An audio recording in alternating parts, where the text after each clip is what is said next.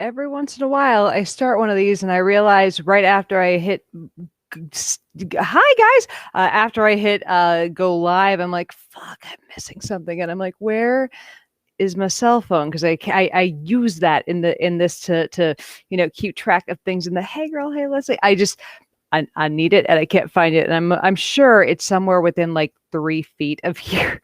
And anyways, I switched angles just a little bit because the sun is coming in directly from that window, and I need a fucking curtain. But hold on, where is it? I'm sure it's somewhere within like direct line of sight of here, and I can't. God, hold on. Anyways, we'll find it eventually. So hi y'all. Just this is one of the as you guys know, I've been rocking wig life, and this is one of the I believe this is one of the ones that Akiko sent.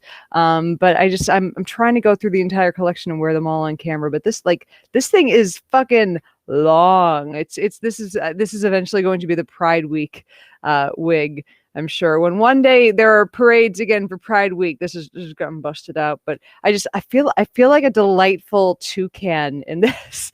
So hold on, it's really bothering me that I don't know where my cell phone is. So I'm just gonna give me 4. I'm gonna keep. Hold on a second. Just enjoy looking at the backdrop of my wall for 4 seconds. I'm gonna keep rambling. Well, where did this go? Why can't I find it? How did you go missing? Does this happen to you guys where you had your cell phone 4 seconds ago and then it's gone? Is it in my pocket? No, it's not in my pocket. That would have made too much sense. How? Why? Is this just a thing that happens? There has to be like a vortex somewhere that just sucks everyone's cell phones into it, and then just 2 seconds later it's like, it was right next to you the whole time. I'm sure that's where it is. Like, where else in this room could I have dropped it? I've gone nowhere. I've been in this room. I've been in this spot. Russell, you're funny. We'll wait. Okay, everyone, pretend the audio is out now. You very silly man. Don't you dare. Dan just said have Cy Hubby call it. Y'all don't know how good of a sleeper Cy Hubby is. It's on the weekends, like he sleeps. He is often asleep sometimes he sleeps till the end of these, like on Sundays. Like there are times when he wakes up in the middle of them, and there are times when he's asleep till after they're over. I see you guys saying have someone call your phone. That would involve me stopping this. Hold on a second. Maybe I dropped it into my purse. No, where are you? Where are you, my wee cell phone?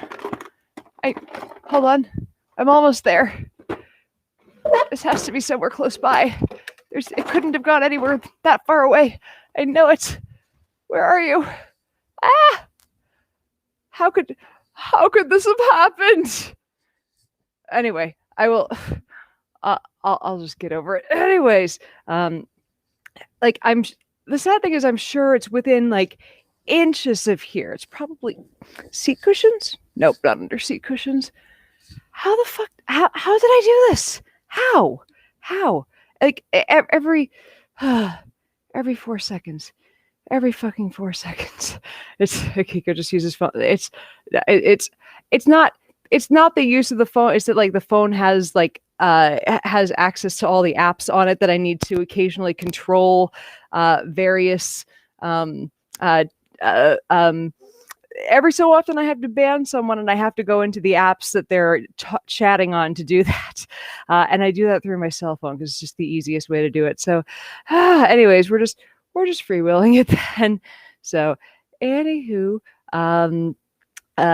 yeah, where so where Lauren just said, you said like my ADHD self all the time. Oh, Mom has entered the chat. Mom, do you like that we now have chat in stream? Ooh, it's what? Where is it? Oh, Mom, could you call my cell phone? There we go. Here's an answer. Mom, can you do me a favor and call my cell phone? I can't find it, and I know it's somewhere around here. And it's bothering me that I can't find it. So there, please, Mom, I'm not kidding. Please call my cell phone right now. So give me like 4 seconds, and that will make me very happy if I can find this thing. Actually, Mom, it would be really hilarious if you if you FaceTimed me. Oh, mom's calling me. Cool. When in doubt, ask your mother. Yep. Always. Always when in doubt, ask your mother. Sorry, mom to the rescue. This thing can't be that far from here. Oh, I hear it. Hold on a second.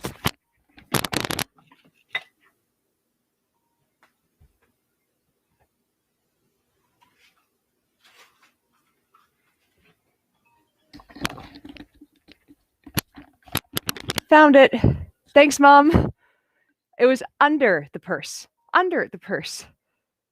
Thank you, Mom. So anyway, I feel it's I feel better. Look, it's just it's you like it's I see. It's funny, and approximately 6 minutes ago, I have it that I got a text from my brother from back from yesterday. I'd asked him a thing about costuming because I just look. I'm just saying if you guys, if any of you guys are in whatchamacallit, on my Discord, and if you're not on my Discord, why aren't you on the pinned post on the top of the Facebook page? There's a link to the Discord server. It's a hopping good time. There is a video game channel on the Discord server, and I think this actually came up in the self-care section of the Discord server. I was like, I'm having self-care today, which means smoking a joint and playing Nier Automata, which Nier is one of my favorite video games, partially just because of the music. It just it just puts me into a fucking trance. It's wonderful. And it's I've come on to here in I promise I have a point.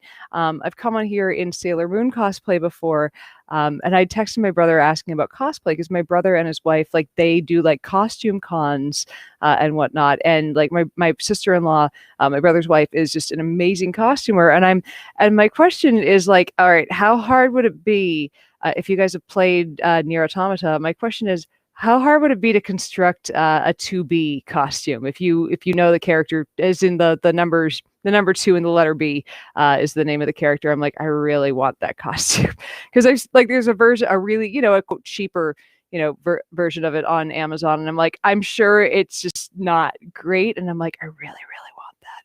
Totally, eventually want that. So that's my that's my I just look, if you know anything about cosplay and you're like, I can send you to I know who you can, here's a hint on how you can get this done. I need myself a 2B costume. I want to pretend I can do all those cute little robot flips. That's my goal in life. I just want to be a fighting android. That's my, not really kidding. I just want the costume. It's cute. As I spill Diet Coke all over it. Susan just said, if you have Alexa, have her call you. It saved me before. Look, like, it's I do believe I do believe we have an Alexa somewhere, and amongst all the things we haven't unpacked after like 2 years of living here, I believe the Alexa has not been unpacked. James Terrell, you can't do those robot flip? No, not yet. Like I'm almost there. I can do the jump in the air and shoot people and while doing a kick flip, but I can't do the flip backwards. Like I'm working my way up. So someone said cosplay, isn't that a means of selling farts and bathwater? Look, if somebody wants to buy my farts and bathwater, I'll make that a tier on Patreon. Like if it's that is like, look, I don't think it's a smart thing to do. I don't think it's a good thing to do. But look, if there is some crazy person out there who'll give me $100 for a bottle of my fucking bathwater, I have bills. Like you don't hate the player, hate the game. I can't hate. Was it Belle Delphine that was doing that? Like I can't blame her. Who could, if you could, you would too.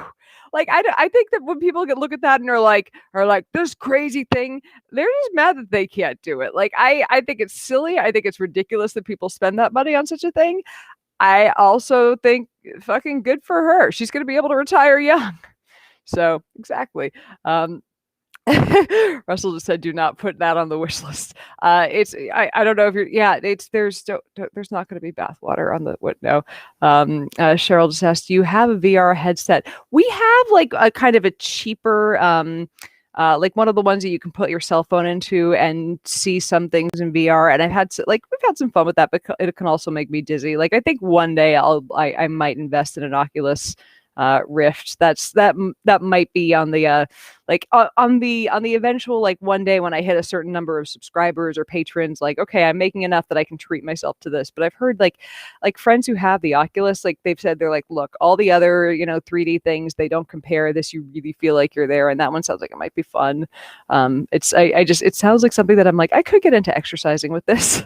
So there's my thought. Just saw Llama Duckling commenting to be or not to be. Now, I have a good friend who's in my role play group, who's a philosophy professor, and like part of the reason that I loved Nier Automata is because it kind of touched a little. It had a touch of basically philosophy 101 in it, and I loved it because I'm like, oh, it made me think a little bit about the nature of existence and what life is, and because it has.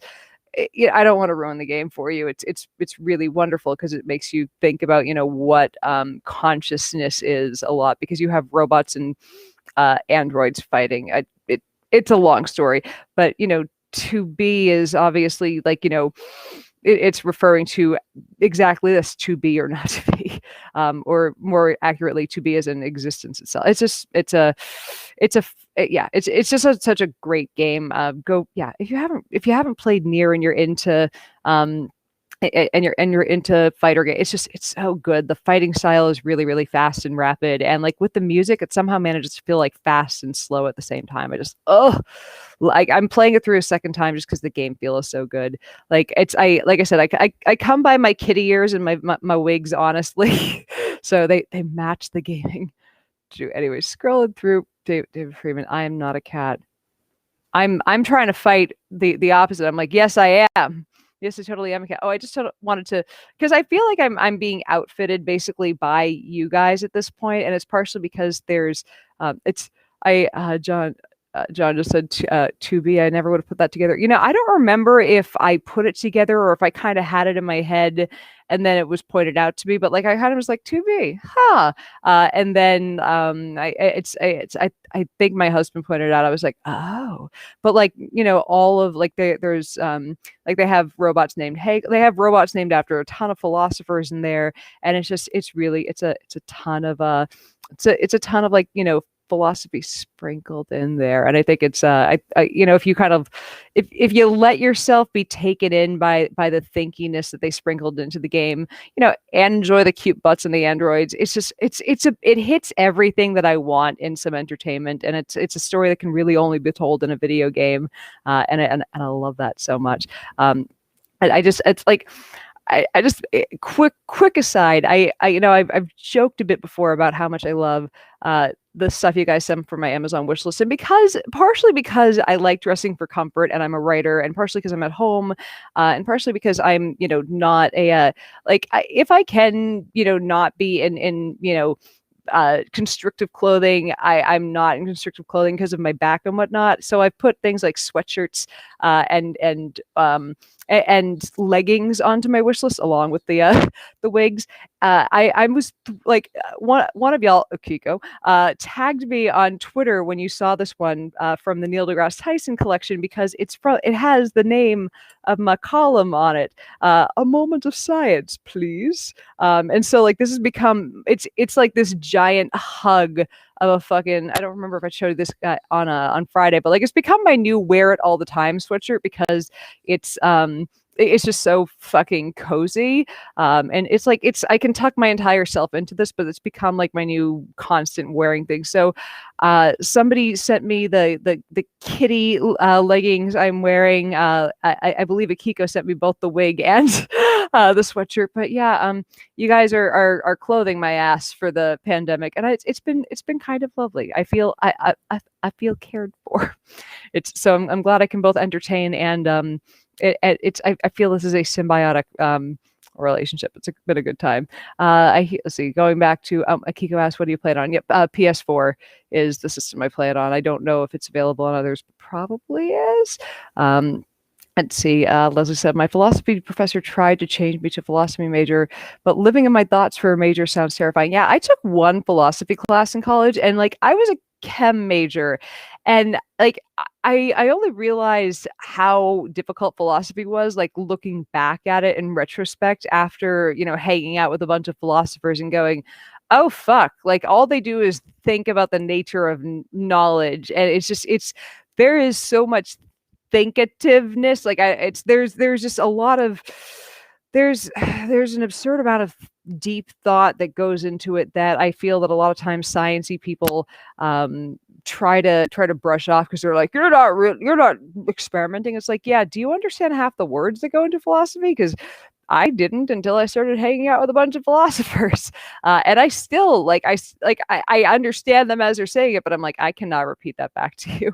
So like it took it took you know it took a little bit of hanging out with that crowd to get over that weird thing in pro science groups. It's like, we don't need the soft subjects. No, we really do, because part of the way that we know how much proof we need to accept that we know something is from philosophy.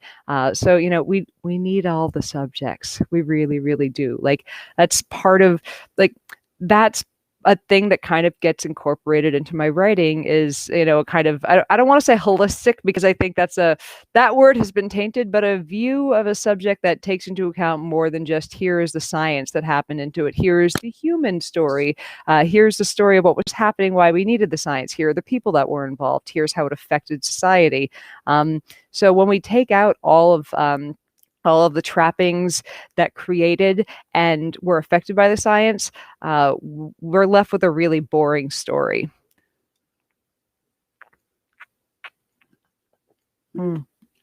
So I cut one of my roommate's hair this last week. I was rewarded handsomely with three 12 packs of Diet Coke. And I'm just saying, I am like, look, we're all stuck at home for a pandemic.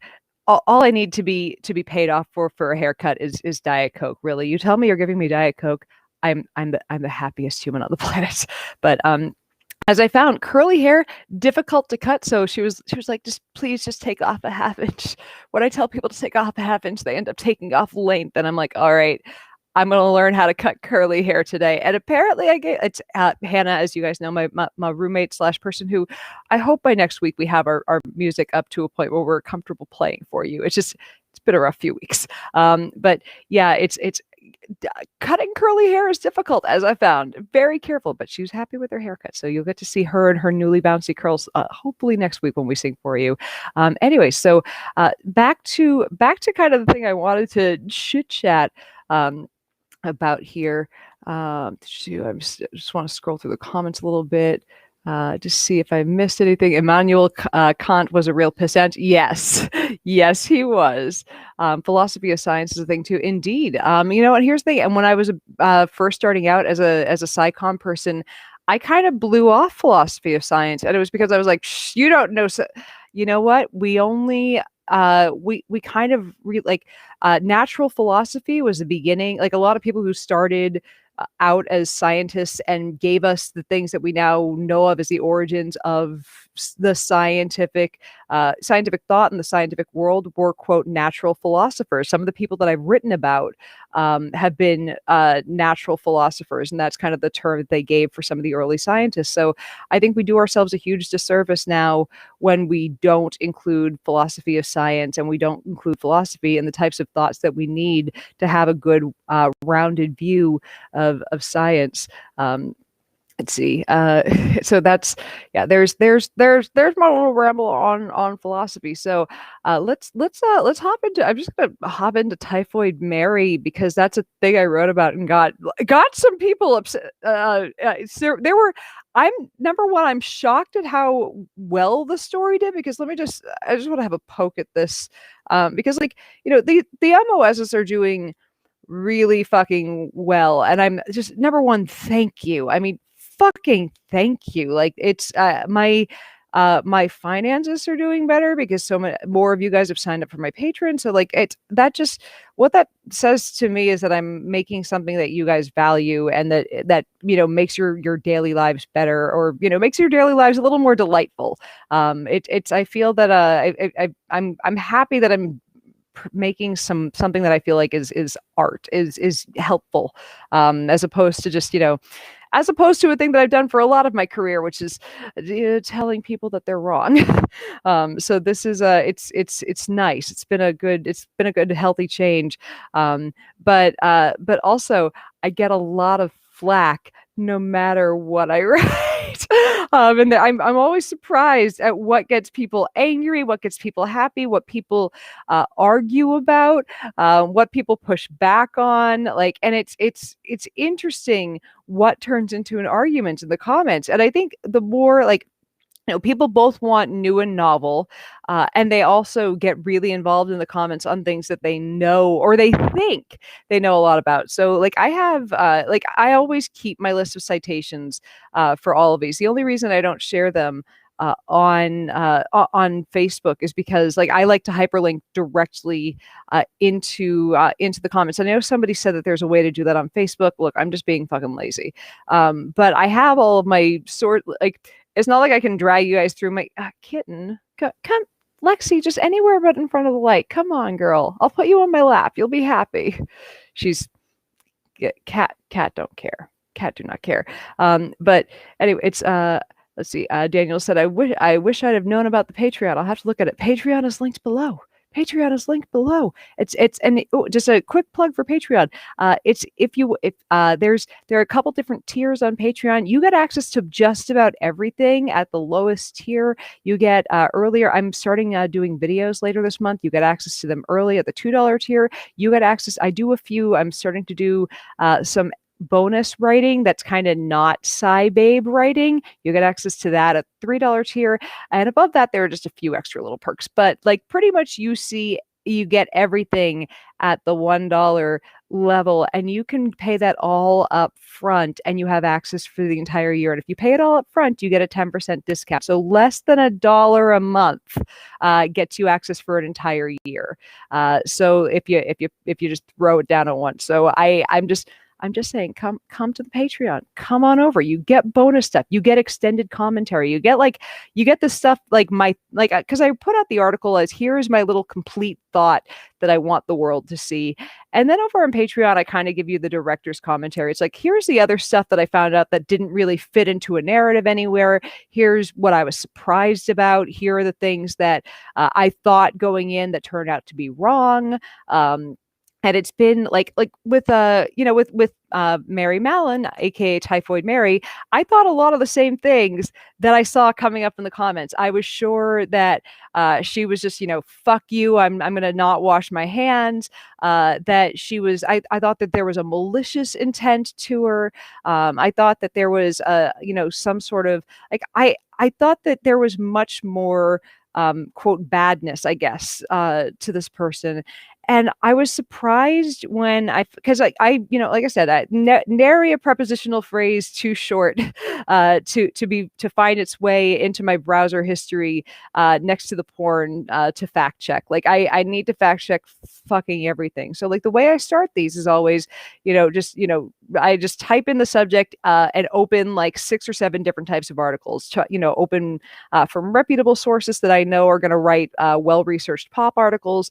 Open a handful of articles from peer-reviewed journals, and I also open Wikipedia, and then I look at Wikipedia's sources too, because like Wikipedia tends to be fairly accurate, but I also want to see what the source material from Wikipedia says, because like it's like Wikipedia is a good starting point, but I never quote a fact from Wikipedia without trying to find at least 2 other sources that confirm it. So it's I just want to I just want to point out, Leslie Wicker just commented, Drunk History had a great episode with Typhoid Mary. So this is something interesting. So Typhoid, there was, I had not seen the Drunk History episode, and I do watch Drunk History off and on because like it's, I follow Comedy Central on YouTube. It's one of the channels I subscribe to, and it comes up in my feed occasionally. And like, there was someone who all they said was way to rip off drunk history. And I'm like, I realized, like, I was sitting there thinking, did I watch this and forget about it and have similar things in there to the drunk history video? Because I try really hard, if another creator did something recently, or if a channel did something, if a big channel or whatnot did something recently, I try to space it out a little bit, and I try to make sure that I didn't copy anything of theirs. And I'm like, did I watch this and, like, accidentally grab some phrasing? Because I did not, I hadn't, like, it was not one of the videos that I watched that day on Typhoid. So I watched it after last night to see, what was it like. My article, other than being about Typhoid Mary, was really not and being comical in tone, was nothing like the Typhoid Mary video from from Drunk History. And also, they got so many of their facts wrong. I was kind of cringing. But like, it was, the other thing is, I think people, because I guess it played this week on Comedy Central, thought that I grabbed something that recently came out. The Typhoid Mary video that played this week on Comedy Central was a year-old rerun. So lots of people are easily confused about anyway. So yeah, I do people think that I discovered the story of Typhoid Mary? I don't think I discovered any of these stories. I think I'm just telling the same stories that other people are telling, but I'm trying to tell them in a way that gets people to read them. Anyways, but yeah, there are a lot of weird comments trying to point out, trying to say that I stole from a thing that I'd never seen, as though Drunk History fucking owns the story of Typhoid fucking Mary. Oi. But yeah, that was and here's the thing, Leslie just commented, for sure yours is better. It's just, here's the thing, I don't know, like, better is not like, I think that's subjective. I thought I thought Drunk History's episode was great. I thought it was fucking funny. And I think we do two different things. Like, they take someone who's telling a drunken ramble that's going to be, kind of accurate, and they take people and act it out, and it's fucking hysterical. We do two very different things. And I don't think that there's anything wrong with that. But I think people try to, like, the thought, like, this weird thread that goes through someone's head, that they see one person writing about a similar or the same subject, and they go, oh, this must have ripped someone off, when it is a subject that is so ubiquitous with our history of epidemiology and asymptomatic spread of disease. Like, I'm not sure how someone would go, oh, you're a science writer, you must have stolen from a comedy show. Wow, people. Wow. Anyway, so that was just, I'm genuinely baffled sometimes by the comments that I get back from some of these. But anyways, I wanted to, I love so many of the discussions that happen in the comment sections, but man, some of them are just like, really? Did you think before you typed this? Did thoughts go through your head, or did you just, like, vomit a bunch of letters and press enter? I'm not sure. So it's Leslie, you're lovely. There's no, you don't worry. Compliments are always they're always appreciated. But anyway, so here's the thing. So back to Ms. Mary Mallon and her typhoid. So here's the thing. I don't want people to think that I was trying to turn her into a hero. I think that she was, it's like, she's not a hero, but I also don't think she was a villain. And I think that a lot of people look at her story and, because it's so much easier to paint someone in black and white and say this person was a villain or a hero. And, like, if we just if we take the bare bones story of what really happened and go, oh, she refused to wash her hands, she broke out of quarantine, she was a dirty person who was not doing all the safety thing. Like, here are and it was funny because I explicitly said a handful of things in the text of my writing that people just ignored and were like, and did you know that she did? It's like a bunch of people commented, she refused to wash her hands when authorities told her to. Authorities never told her to wash her hands because hand washing was not common. then. It hand washing, like, here's the thing, hand washing had picked up in the medical establishment when delivering babies and when doing surgery in the 1880s. It had not been picked up yet by commonly in households and in the culinary establishment as a whole. Like, that's not a thing that had happened. So no, nobody told her to start washing their hands. They just told her to stop handling food. It had not been figured out that this was how it was spreading, and this was a way to stop it from happening. So no, she wasn't told start wash your hands and this will stop this all from going on. She was told stop working with food. But also, there weren't, like, this is not 2021 where germ theory has been widely accepted for a long time. We know how disease spreads. We understand that asymptomatic spreaders are a thing. She was like the first like other people, during during that era had gotten, by the time she died, there were, as I said in the article, there were about 400 other confirmed cases of healthy asymptomatic spreaders. But when she was diagnosed with it, this wasn't a thing that people knew about. She was like the first fucking person that had ever been told, hey, I know you've never been sick, but just by making food, you've been killing people. Please give us samples of your shit, piss, and spit. Like, I think I think it's natural that she felt unfairly attacked, because here she is, a woman who, and think about how young we consider 15-year-olds now. Like, 15-year-olds are fucking babies. No offense to any 15-year-olds who might be watching this now, because I'm sure you're very mature. But like, can you imagine sending a 15-year, like, I know people who are like, I won't send my teenager alone on the subway, whatever. But like, can you imagine sending a 15-year-old on a ship across the ocean to another continent to live and make their way in the new world? When you know that they're not being particularly nice to people coming from the country you live in, and that person manages to find one of few jobs that pay them a wage that gets them out of poverty, which is cooking, and they never feel sick. They never get anything that makes them feel ill at all. And then they get accused of spreading illness. And one of the stereotypes at the time, of course, was the dirty Irish, and and that Irish immigrants were spreading disease. And so of course she had that natural reaction of, fuck you, this is about my this is about my my that I'm not carrying this. This is not, I've never heard of this before. I've never heard of an asymptomatic spreader. This is about, who I am, not a thing that no one's like, heretofore, this has never happened before. Fuck you, this is happening. And then they locked her in an asylum, or not an asylum, but they locked her in a sanitarium.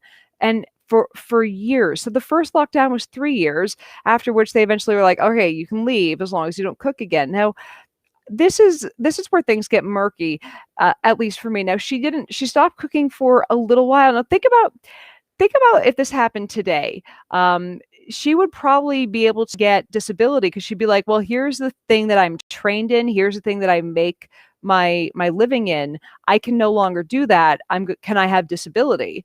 And I'm pretty sure that, like, today's standards, she might be able to apply for and get disability. Like, that seems like I feel this is a great argument for a better social safety net, maybe even for universal basic income. But saying just get a different job, when job prospects for an Irish immigrant who I'd read somewhere, I need to verify this, but someone had mentioned that her first language was Gaelic and she likely spoke with a thick accent, adding to the possible prejudice that she experienced. Like, there are all sorts of things that were working against her in this case. So I look at it and go, yeah, there were victims of what happened, of her decisions, and that's wrong and that's bad.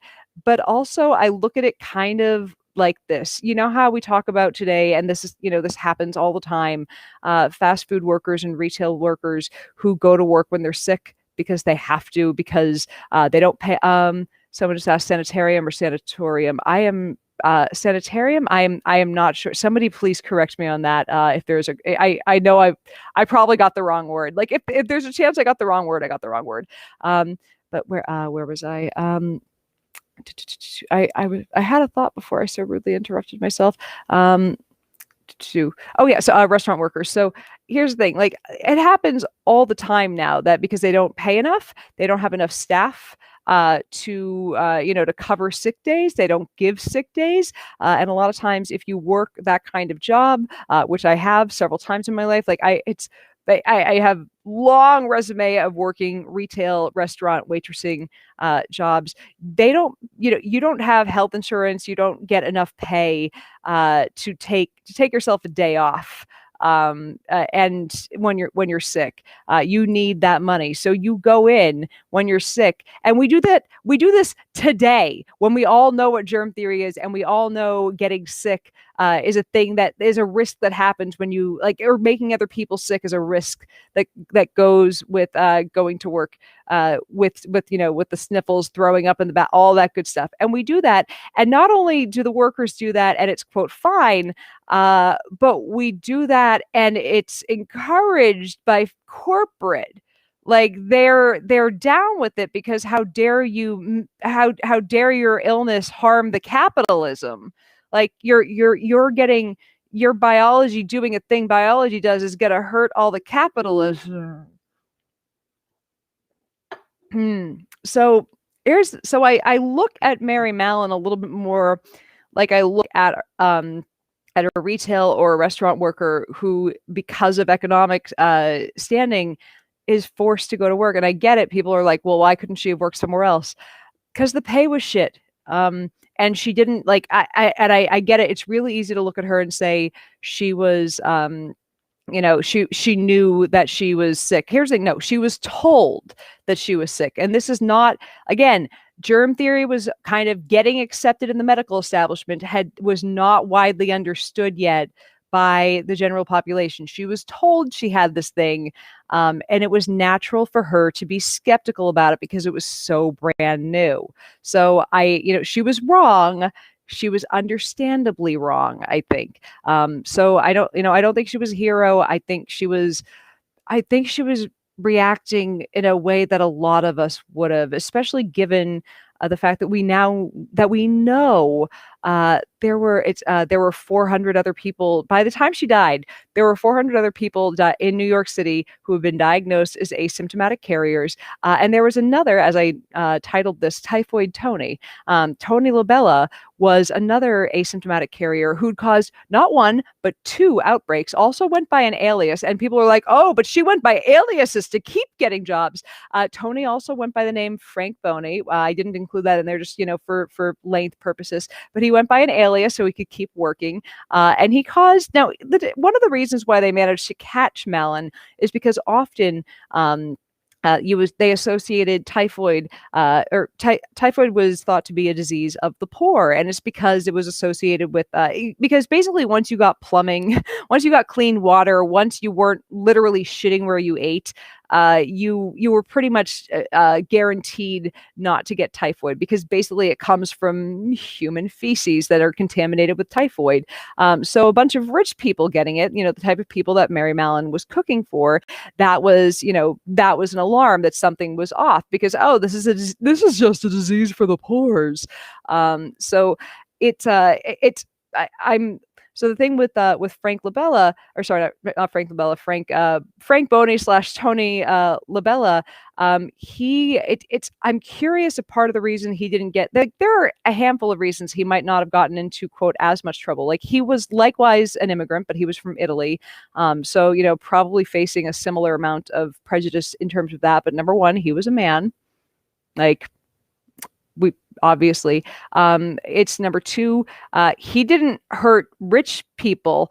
The people who were the victims of, I believe, one of the two outbreaks he caused were, and most of the people that were hurt, because he made ill something like 120 some odd people, and killed, according to two different accounts, there was 5 or 6 people died as a course of the outbreaks that he caused. But most of the people that died from the outbreak he caused were were children at an orphanage in New Jersey. So, you killed orphans, nobody gives a damn. Apparently, you start making rich people sick, they get mad. The other thing is, I couldn't find a lot of information on Tony Labella. I really tried. I hunted. I would need a little bit more time than I have a day for each of these. I have one day. The thing about Mary that I found, she was single. She didn't have children. She didn't have family. She was combative. A lot of people, it's speculated that there were so many things going against her that made this happen beyond just wanting to keep cooking. And if there had been a job prospect available to her that paid as much, we probably and she'd gone away from cooking after getting caught at first, because there was something that paid her reasonably well, we wouldn't ever have heard of her. There wouldn't have been Typhoid Mary, would never have been a name. Maybe we would have heard of Typhoid Tony. But it's interesting that Tony sickened and killed approximately twice the people. Twice, fucking twice. He was locked up for 2 weeks at one point. 2 weeks. Malin was the first time locked up for 3 years, and then after she was caught cooking again, locked up for 23 years. And all of the 400 other people who were known to be carriers never locked up, not once. So it's like I said, it's hard to look at all of this, at knowing what we know now, knowing where they were at that point in history, knowing it's how she must have reacted. And I tried, like I said, I'm trying to find the human story behind the science here. It's hard to look at all that and think she was the monster that we've made her out to be. I think she was reacting the way we all would have, with natural skepticism, being told that as a person in a new country who was treated unfairly all the time or regularly because of her status as a poor Irish immigrant. I'm not really I'm not I just I don't, like I said, not a hero, probably also not a villain. Let's see, scrolling through, and how much let's see, I see Sandy asking, and how much skill did she actually possess is a question, and how should she be retrained? And that's the thing, I see people trying to do job retraining programs now, and they don't work. It's like she I it's you can kind of try to retrain someone relatively young, but they didn't have job retraining programs then. They didn't really do a lot of job training for women anyway. So if you were able to get a job when you were a woman, it was because it was it was cooking type work. There were very few jobs. She went to work in a laundry at one point, and it paid less than half of what she was making as a cook. It was the type of working at a laundry was a type of work that you could bring in some income that would kind of help out if you had another income in the house. But cooking paid the bills. And again, I can't, it's hard to judge someone for trying to take it's hard to judge someone for trying to make ends meet in a shitty economy. Oh, this is funny. Today they would tell her to try to learn code. What I find funny about the people saying, because I see that a lot when people are learn to code. Whenever, and this is a complete aside, whenever I see one of these people yelling about cancel culture, that cancel culture is a thing, and they're like, this person's lost their job because of a bunch of SJWs and cancel culture warriors. I'm like, oh, people don't want to listen to them anymore. They could always learn to code. There's my suggestion. People want you out of the public eye. You're mad about it. Go learn to code. It's one day, if I ever get canceled for some shit that I said when I was 17, I'll take up coding. That's my plan. Either that or I'll get a second alias and keep on writing. But yeah, it's same people are get a new job. I refuse to get a new job. Oh, they truly can't be that daft. They, yes, they can. Yes, they can. Uncancel coding. Look, I'm just saying. I'm just saying if they're so sure everyone else can just get a new job, so can they. It's not cancel culture, it's consequence culture. Look, if Mel Gibson is still making movies with all the shit that he has said and done, cancel culture is bullshit. It is fucking bullshit. Brian Pickering, I'm sitting here trying to debug some code. It's not working. This job is not for everyone. No, it's not. Like, I can kind of do like the bare minimum of coding that I have to do to occasionally fix my website. Yeah, that shit is hard, and I'm glad that we have people who are experts on that. Um, oh God, Peter Edwards. Learn to code is an amusing phrase when taken in the hospital context. Yeah, like don't code. Learn to manage a code. It's I'm going to I apologize that I don't know how to pronounce your name. So I'm not going to try. It's oh I apologize. You just asked, do you code a tiny little bit? I had to learn how to do some coding my both my whatchamacallit, my senior year of college, and my freshman year of high school. So I had like a little bit of coding, one for HTML, like for HTML, and for like the first coding I learned was on a floppy disk on one of those old, pardon me, on those old Macs. And when I say floppy, I mean it actually fucking flopped, like the 5 1/4, I don't know, the big giant like floppy disks. It's I see it. I see some Aaron commenting next. You'll be saying leper colonies were unnecessary. Oh, come the fuck off of it. Don't get hyperbolic with me. I'm saying this one person, it was understandable that they had the reaction they did to being put into isolation for 26 years of their life, when they were in financial dire straits. I didn't say we don't have to isolate people with diseases that spread easily. So, but also nowadays we can treat leprosy fairly easily. So very different disease now. Being able to treat things has changed a lot, but also we're about to hit eventually very we're very soon in our history going to hit a phase when antibiotics don't work as well, because we're already starting to see some antibiotic resistance from typhoid. Typhoid is starting to get some antibiotic resistance to the antibiotics that have worked for a long time. We're seeing multiple drug resistant strains of a lot of scary ones. So it's gonna be interesting what we see for new. I hope we see some new classes of antibiotics soon, because we're fucked. We might be fucked within my lifetime for antibiotics. Is my guess. Russell saying, "Oh, I had 12-inch discs." It's if you I mean, it's if you had said we had 12 inchers, I would have been like, here's I got a good joke. But you had to say discs, man. You took the fun out of it. Like look, at least mine was 5 1/4 when floppy. Oh yeah.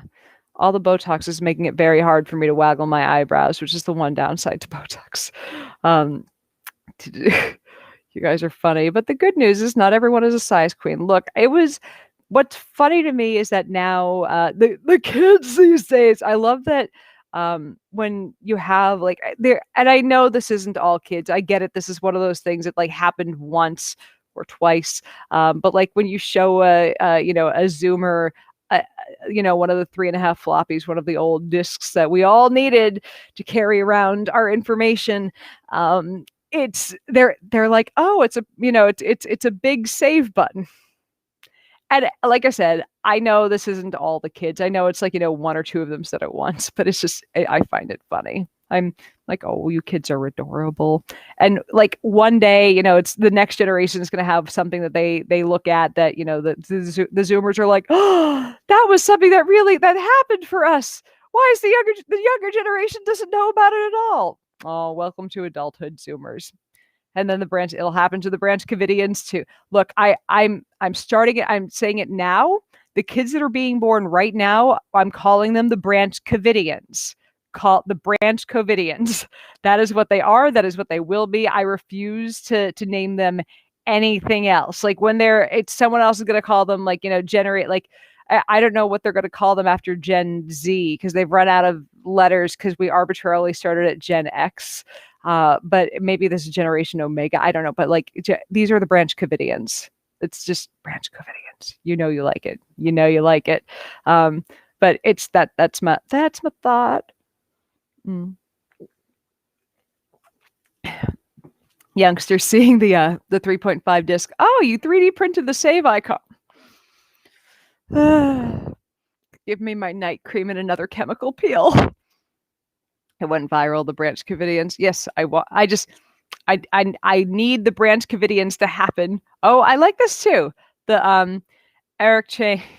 In 13 years, they're going to be the quarantines. That's just.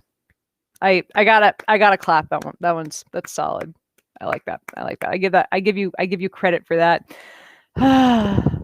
It's Dan Keeling. The kids these days don't even know what a save function is. All the big productivity suites auto save. Yeah, they auto save until those times when they don't, and you lose hours of work. No, it's to be fair. Like I do most of my work in Google Docs, and man, like the autosave function is hugely helpful. I'm a big fan. Like I do remember the dark ages of not remembering to save every 14 seconds and losing work because stuff just died frequently because computers weren't great once. I don't know if you heard, but computers used to really suck. Like anyone below the age, like I believe millennials are 40 to 24 or 40 to 25 are the age of my generation. So I'm an elder millennial children. Zoomers don't remember a life before the internet. They don't remember a life before texting. And like, this is all like, I know some people are like, you kids don't remember. I'm like, I'm happy for you guys. You guys are digital natives. You know how this stuff, you didn't have to get used to it. But also I kind of feel bad that like, you've never had a moment of privacy. Cause like I think a lot of us who are my age value that all of our dumbass opinions that we had when we were 17 never landed on the internet because we had a lot of dumbass opinions. All of us did. All of us. Like nobody would like I had dumbass opinions probably up till last week. I probably still do, but like I have fewer of them than I did when I was a teenager. So Gen Z's got a lot of dumbass opinions that are all on the internet, and I feel bad for every last one of them for not getting those years of time before, while their brain was developing, before they started just throwing them out there for the world to see. So, but yeah, it's hey, at least they got to grow up with an autosave key. So, it's Amanda McFarland has commented, nothing I did in high school was in videos or pictures. Praise. Yeah, like that's like somebody recently emailed me a video, like we'd taken a high school chorus trip to, I think to Virginia Beach. And we'd found this place at Busch Gardens that like you could do a video of you guys like singing over a song, and like somebody just sent me a video, a very cringy video of a group of us singing to lip syncing to Girls Just Want to Have Fun, and that is the most cringy thing that I can find of myself. Is that Rich Wendling said live journal is still online. I had a live journal back in the day, and I'm pretty sure it's died. I hunted ages ago to find my old MySpace account, and I'm pretty sure that's offline. So if not, then like I can't if it exists, I can't fucking find it. So can't find my old live journal, cannot find my old cannot find my old MySpace. So if any of you guys do find it, please let me know. That's all I'm asking. That's my one request. So let's see, if just let me know before you let anyone else know, so I can destroy it after you enjoy the whatever from when I was 22. Nothing I wrote when I was 22 was good or wise or in any way in sight. Just I was 22. No, who's good at anything when they're 22? This is a good point. Like, and this is something that I really love about this, because I started up my my Discord server last year, and Discord has been fucking wonderful, and I didn't expect that. at all, because I started up the Discord server kind of when Facebook started. Like my friend Dan, Broadband. It's my friend Dan. Let me struggle to find his last name. But Dan was. He was kicked off Facebook for a month, like last July, I think, and no warning. He hadn't posted like a meme that, like he hadn't posted something that made people angry. Just all of a sudden, no warning from either his business account over at a science enthusiast or his personal account. I just wanted to share that one with you because I was proud of it and we needed to all be a part of it. You're welcome, or I'm sorry. Anyways, but he started after he got, around the time that he was kicked off, he started a Discord server. And I was like, I realized, knowing that this could happen to him, that he could get kicked off, no warning, no good reason for it, no explanation when asked, and just eventually after like a month, like just was let back on. No, it made me think, I should start branching out and getting, it's someone asked, got gas? Indeed, the Diet Coke. Like I could probably chug this, because I'm someone who will just chug fluids very quickly. I could probably chug the rest of it right now, and it's up to there, and let out a massive one. Do you want? Should I? Why not?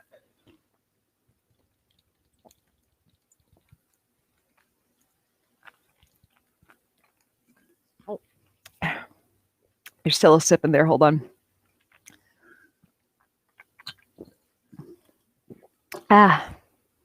Oh, there's a big belch coming. Hold on. Oof. You're welcome, or I'm sorry. Anyways, I'm glad I could be your source of entertainment that hopefully a 12-year-old boy would be would be impressed with. I'm a 37-year-old with a master's degree. Anyways, so I hope my love of Diet Coke was amusing. So anyways, that's it's someone just asked to Steve Patterson just asked to belch the alphabet. I have never been able to belch the alphabet, which makes me sad. This is becoming way too close to real-time porn. No, it's real-time porn's never going to happen on this channel. I'm sorry. But anyway, so when that happened to my friend Dan, he started up a Discord server, and I realized it could be way too easy to accidentally get kicked off Facebook. Oh God, another one's coming. It comes. They come in segments. But he it's someone just said don't belch like that during a screen lick. Oh God, no, never. Oh, Lena said, "Wow, just logged on into that belch. I'm sorry, or you're welcome." So, anyways, back to I'm gonna ignore the comments and talk. So, anyways, I wanted to make sure that if something happened to my Facebook page, that there was still like a landing spot that people could follow me at. So I started up the my little Discord page, and it's been so great. Like it's been wonderful seeing a little community build there. Like it's not just people coming to discuss stuff that's like posted on the page. Like people get in there and like people have become friends on the page, and it's been or in the chat, and it's like it feels a little bit like early, as someone said, like IRC, or as Susan commented below, it feels like those old chat rooms where it's like, oh, we have a bunch of internet friends now. And I like that it's a lot of like-minded sciencey people, and it's there's a lot of different personalities, so it's not like all the it's not like all this, but there's people aren't like we haven't had to do too much policing of getting assholes out of there. Like the only rule basically is don't be a dick. There is an NSFW forum, and my one rule in there is, please do not send pictures of your junk. Please don't send naked pictures to anyone. Please don't solicit naked pictures. That's my one rule in the NSFW forum. Don't post any. Don't. These are for the type of jokes that you don't want popping up, or memes that you don't want showing up if on work. Like these are things that you don't want to post on forums that you might have open while you're at work or in front of your kids. Just don't be an idiot with it. Like I don't. Please, just don't share nudes on anything that I'm running. Like, I don't want to have to police that shit. It's your adults. Do that on your own time. Okay. Like, I never want to have to get an email that says, hey, Bob sent me a picture of his dick. Can you get this off of off the I no, just don't do that, Bob. Bob's a hypothetical, by the way. But like, just, keep my life easy, keep everyone else's life nice and happy. Make friends. Don't make my life difficult or anyone else's life unpleasant, with pictures of your junk. And don't request pictures of other people's junk. That's basic stuff, right? Like, other than, like, and it's, here's the thing. And of course, like, it's like a lot of people on there are, like, I'm pretty sure most of my audience leans left. Political, there is a politics forum in there. Go ahead and disagree on politics. Don't be assholes about it. Like, and I'm pretty sure that's kind of, like I said, just don't be a dick. Don't be a dick. It's really easy to not be dicks to each other. That's like, and the other thing is, as I mentioned on the stream on Friday, like, we are all about inclusivity. We have a lot, we have there, it's, if there is every gender and sexuality represented in our merry little band of Muppets. If that is something that makes you uncomfortable, get the fuck out. We're a home for everyone, and if you're someone who can't deal with, and if you're someone who's intolerant towards that, that's not okay. And there's the tolerance paradox, where where of course, you can't be so tolerant that you tolerate intolerance. So we've got a lot of wonderful people in our little Discord server, of all stripes, and I would prefer that if you're somebody who thinks that these are people that shouldn't exist, that should just go away, that you stay away from my Discord server. So we're here to be happy and nice and friendly and kind to people. So if you can't abide by kindness and not being a dick, please don't come. But I think most of you who are here are probably people who understand the kindness gospel. So come on over to the Discord server. And of course, come over to Patreon. There's extra content and less screaming on the wall, and you can avoid Facebook and still get the daily moment of science every single day. It's a lot of fun, and you get 2 bonus live streams a month. So they're just come to Patreon. Anyways, it's about the hour mark, so I should do this thing. Just can't not do that. Let's see. Scrolling through. I'm probably going to wrap this up in about the next 15-20 minutes. Amanda McFarland, how do I get my new Muppet name, or do I have to pick my own? Okay, so I've joked a lot about the Muppet avatar. I don't know how this happened. Like, shit just happens organically in there, and one day everyone just started picking Muppet avatars, and I know they've moved on to Marvel ones, but I'm still very attached to the Muppet thing. But just get in there and choose your Muppet, and you gotta, like, I always say, start with figuring out if you are a Chaos Muppet or an Order Muppet. And Chaos Muppets are like Miss Piggy and Gonzo and Animal and Fozzie. And Order Muppets are like Sam Eagle and Kermit. And like Chaos Muppets and Order Muppets Dr. Bunsen, how do you do? He's an Order Muppet, and Beaker is a Chaos Muppet. Like, maybe they always kind of balance each other out. So figure out if you're a Chaos Muppet or an Order Muppet, and go from there. And then you will be signed your Muppet. So there's my there's hopefully what I can. It's just come join a merry little band of delightfully weird. It's Russell and Slippery Poe just decided they were Statler and Waldorf. Oh my god! Yeah, that's how it. Now I know how it happened. That makes me happy. I wanted to know what happened there. So that makes me that brings me joy. That brings me much joy. Sarah said, "I'm probably Beaker." Well, go in there and get your Beaker avatar. It's link to the. I need to start linking to Discord. in the show notes here. That'll be the next that I'll edit that before the next episode. Do you clean the camera lens regularly to keep it from getting slow? I don't actually lick the camera lens. I'm like a few inches back from here, so I do.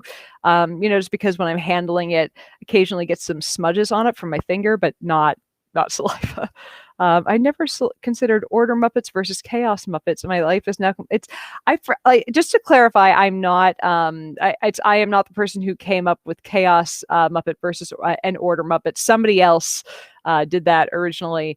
And it's funny, like when I meet people, like it's part of me like kind of sizes them up to figure out Chaos Muppet, Order Muppet, Chaos Muppet, Order Muppet. And like, I think that it often comes down to how you are paired with somebody, because like there are like my husband and I can be Chaos Muppets and we can be Order Muppets, and it's interesting to see which parts of our relationship we're the Chaos Muppet for and which parts we're the Order Muppet for, and we balance each other out in that, because like there are some places where we are both Chaos Muppets, but no, it's they're like the stuff where I'm chaotic, he's kind of balanced. The stuff where he's kind of chaotic, I'm balanced, and that works. But I think you when you put together two Chaos Muppets, no shit gets done. When you put together two Order Muppets, nothing fun happens. So little bit balance. I think if anything, I'm probably the Chaos Muppet to my husband's Order Muppet, probably more than likely. My friend Kim, who's I met through the Skeptic movement. We were at a conference ages ago, and like she was seeing me bounce off the wall, and of course my partner was very calm and very relaxed, and she's like, you two just kind of balance, because you're just all energy and he's all chill. And I'm like, yeah, that's pretty much it. I am the Chaos Muppet. I'm definitely the Chaos Muppet. Like if you're the person who's the laid back one, who like everyone goes, you're the laid back one, they're the one who's always starting shit in the relationship, you're the Chaos Muppet. If you're the one who's like always on things, you're the Chaos Muppet. Sorry. But there's your Chaos Muppet versus Order Muppet. I don't know how I got onto Chaos Muppet versus Order Muppets from being a person who sat here explaining COVID for a year, but I also think that I've earned Chaos versus Order Muppet after a year of trying to get us through the terror of a pandemic. So this feels a lot better than it did a year ago. And this has been, oh man, it's been about a year since actually, let me have a look, because these started these started about a year ago. Let me have a peek at when the lives started, because it has been a while. Like I know they started around the beginning of the pandemic, because it was like, all right, people need information, and they need it's how about procrastinator Muppets? Dat me. But man, it was I started these out not knowing where they were going to go, not knowing what I was going to do with them, thinking that this was going to be Kiko said April. It was definitely, I'm almost sure it was March. I'm not sure if I started before the pandemic or not, but like it was, oh, here we go.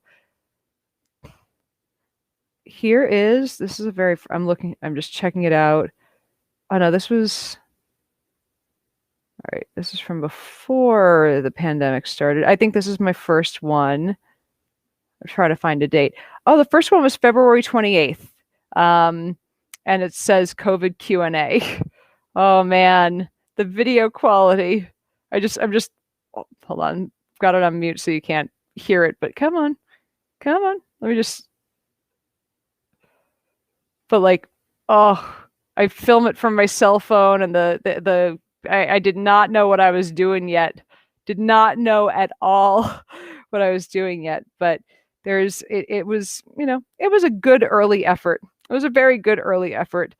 But, fireside chat, it was funny. The early ones got a whole ton of views. And I think it's because people were so, needed anything they could find. Like they got, the earlier ones got a higher view count, but I think it's because everyone was like, I need to know about the pandemic. And now it's kind of turned into a community show. And I think it's like, cleave off the people who were like, I need to know what this is about, and I don't know what it's about. And then slowly rebuild an audience of people who are like, oh, this is a thing that I like. And I know what I'm getting into. So it's been interesting to to see how the numbers have worked out. And now it's interesting because I get fewer viewers as it's happening live. But then over the next few days, the view count goes up by several thousand, which isn't a thing that used to happen. So it's been interesting to watch how the numbers work out, because like I'll panic if I see a stream that doesn't get a huge view count, and then a few days later it's up by about 10,000. So, anyways, but yeah, there's this is I appreciate this point. Like I was like these were I'm really glad these helped you guys out, because they help me a lot, because I hadn't been writing for a while, and this is something that I've talked about with my husband, and I've talked about a little bit on here. I hadn't been writing as much, and it was partially, my headaches were so bad that it made it hard to write for so long. And it's hard to get back into writing when you've been away from it for so long, because you're like, partially you're rusty, and you're partially like, I don't know what people want from me. I don't know what my voice feels like. And one of the editors I'd worked with, who shall remain nameless, like they edited my stuff to the point where it didn't feel like me anymore. And it made it really difficult to figure out what my goals were with my writing. And I needed time. And the other thing is, I was still working with this editor beginning of the pandemic. And the one article that I wrote with them, like there were just things that they screwed with that made me go, I don't know if I want to go through this. I don't know if I want to keep writing with them. And I know that every time, like literally from the beginning of editing it to the end of editing it, I had to and they didn't, run it past me before publishing. At like the information that we knew about the pandemic changed, and they didn't fact check it before. I'm like, I don't think I can do this. I don't think I can put my name to things that I know this person is not going to do as diligent of fact checking, when they're the ones that are supposed to be keeping themselves and me out of legal trouble. And that was a big part of the reason why I started streaming, because it's like, all right, information is going to be coming in really quickly. I think I can do a better job for my audience if I say, all right, I'm going to work for you now. I'm going to open a Patreon, ask you guys for donations, and I'm going to spend all day trying to read up on this, keep up on it, try to keep you calm when I can, keep you prepared for when it's bad, and tell you about how much you should worry without getting you to panic. And it was partially that I was trying to talk myself through it, because, it was all really scary.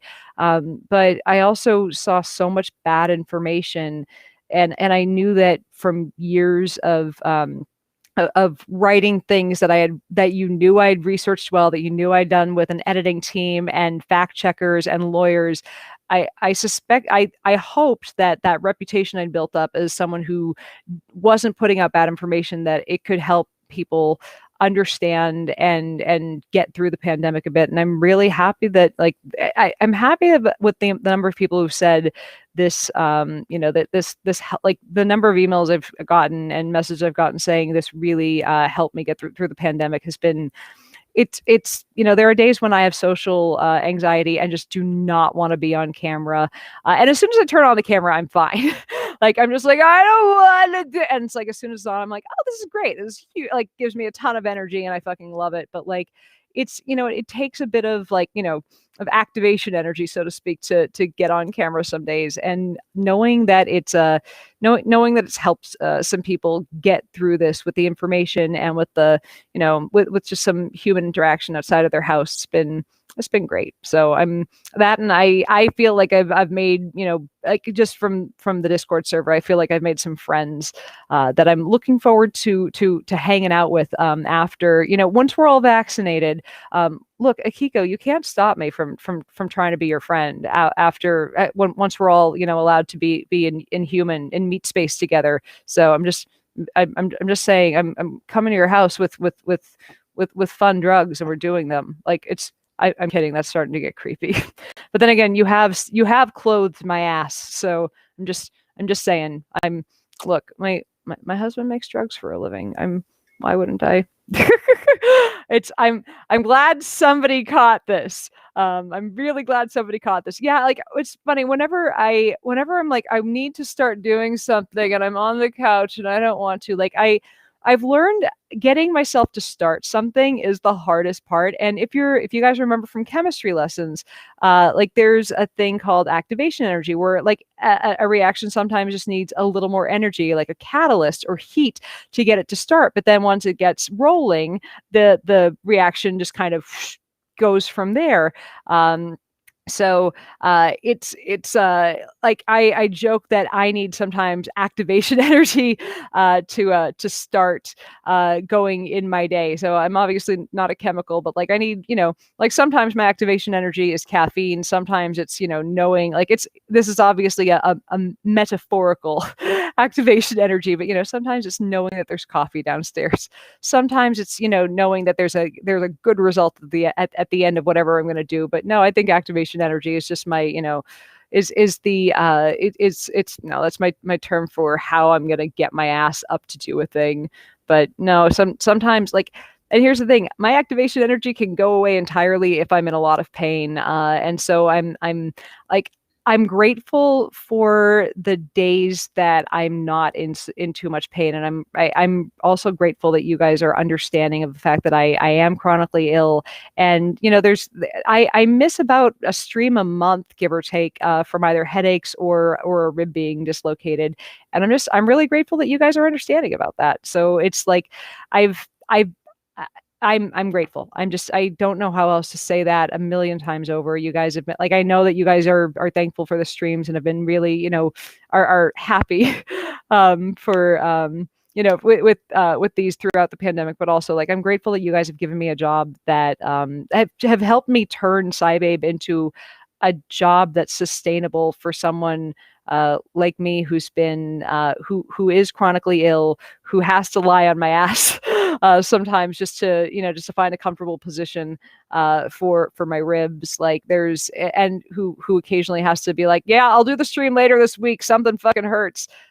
So you guys have really helped change my life for the better in so many ways. Like I'm starting to make a full living over on Patreon, and I know that's a lot because of obviously the I'm doing something that you guys value, but you guys are making it valuable too. So I don't exist in a vacuum. I exist with you guys. So thank you. There's my ramble. Also, please go to patreon.com/SciBabe and support me. Link below. So anyways, gonna go scroll through and grab a few more comments before heading away. My coworkers appear to be inert gases. I'm curious how it's they're non-reactive. Let's see. Do scrolling. Let's see. I'm gonna do a quick little hunt on one thing because I tend to start my day just seeing if there's any COVID news because the way I hunt for my COVID news is just literally typing in COVID into Google to see what happens. So right now the biggest news is obviously, Star, I can't quit you either. Like the best way that I'll check is just Googling it. So today we got the COVID relief bill was signed, and I'm I don't it's funny. CNN, their coverage says, what happens next with the COVID relief bill and when you could see another stimulus check? And Fox News is covering it as Democrats' COVID relief by the numbers breakdown is jaw-dropping. Oh. How much money have they spent on fucking tax breaks for corporations? How dare the Democrats give money to fucking people? It's like, it's only socialism when you give it to poor people.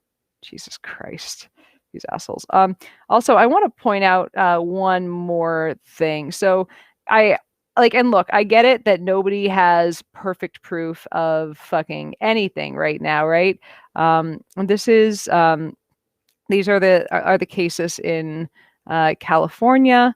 And I said earlier in the pandemic that whatchamacallit, I said early in the pandemic that, or not early in the pandemic, sorry, last fall when people were saying, oh, this is, we're on to COVID the second. This is evil COVID. This is extra strength COVID. This is the COVID.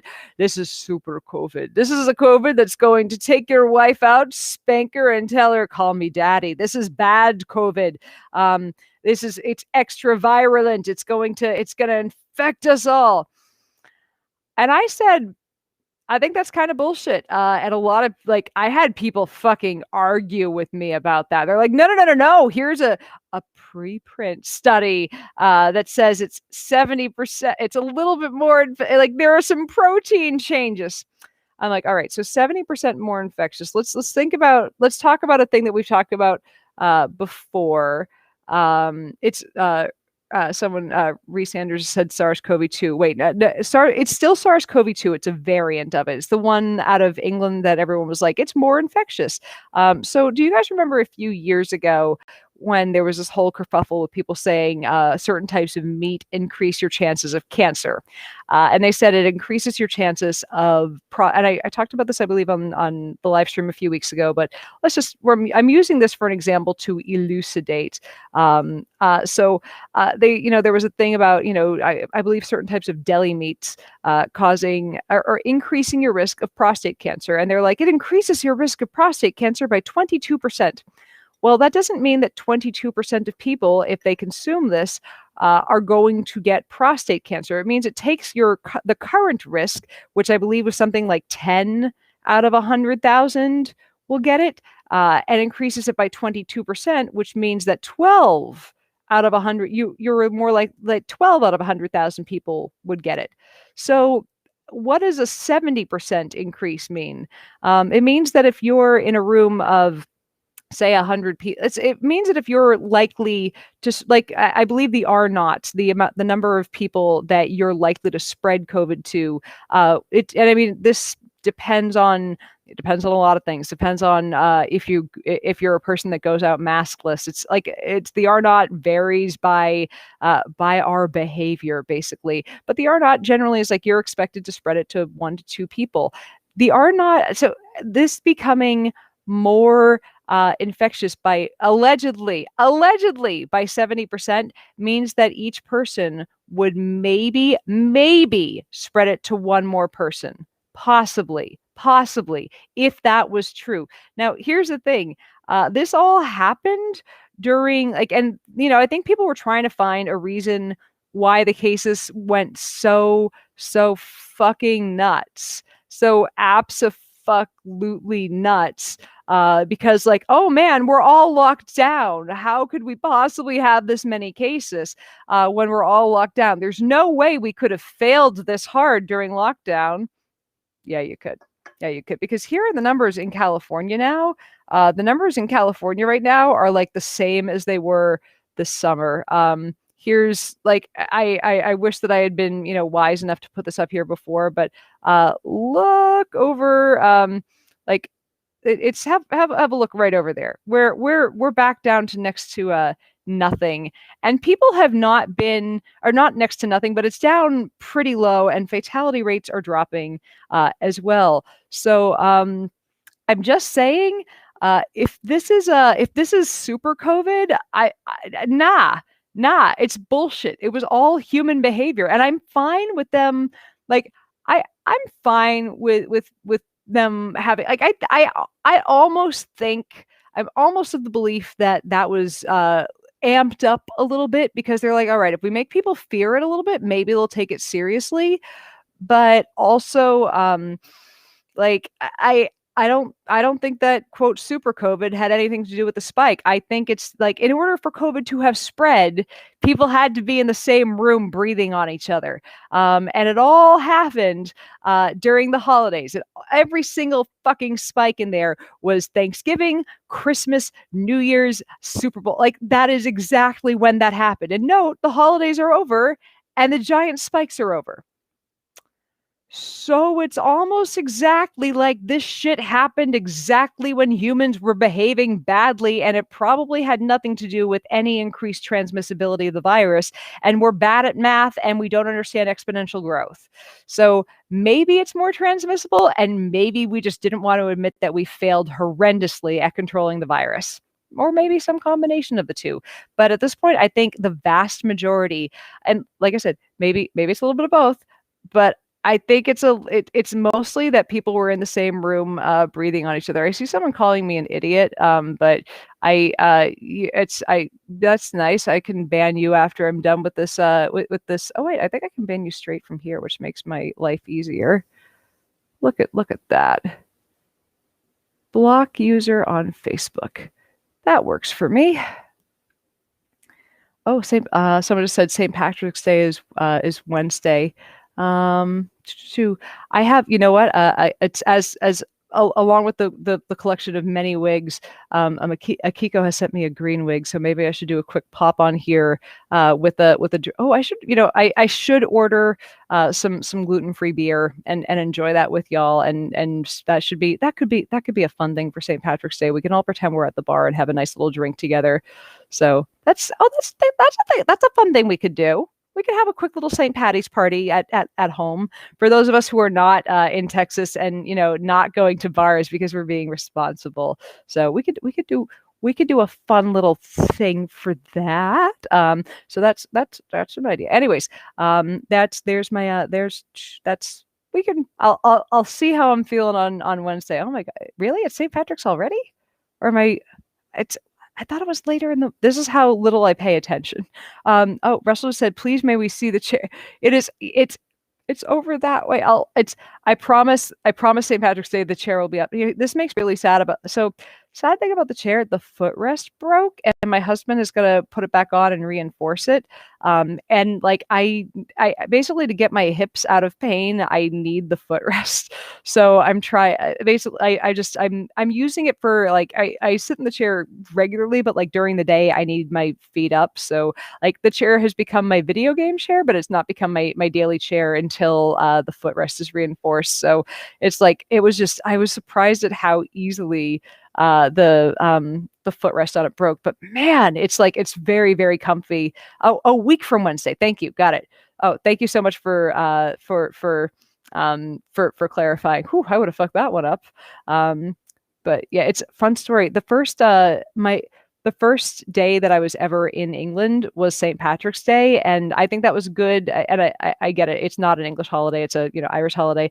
But man, did I drink a lot of Guinness my first day ever in England! And let me tell you, if you're ever trying to get over jet lag, just get drunk. Get really fucking drunk. You will be on that place's schedule the next day. Just all the alcohol will we'll set you up. Ian just said we all pretend to be Irish that weekend.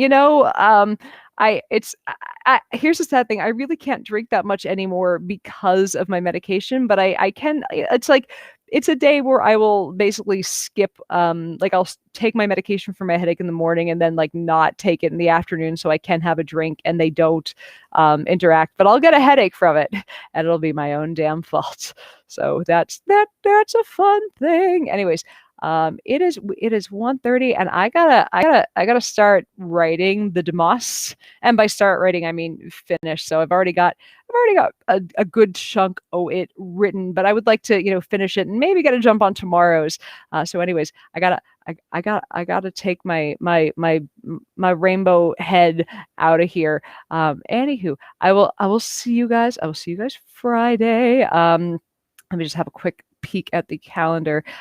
So I next week is not during this week. Next week is the so I each as I do my plea regularly again. Go sign up for Patreon. We do 2 extra live streams each month, and one of them is a live editing session where I take the first draft of a column, and you guys come and sit in, and we kind of work through my second draft together, and we try to get it, just something that I would be happy publishing. And basically, you guys help co-write one of my articles, and we brainstorm for other ideas for later articles. So if you guys if you want to be part of that, go sign up for Patreon. I'd love to have you guys on there. And there's also other, bonus content. And if you want to avoid Facebook, all of the daily moments of science are on there. So anyways, please come hang out, come over to the Patreon, sign up for the Discord server. That one's free entirely. And there's a great community.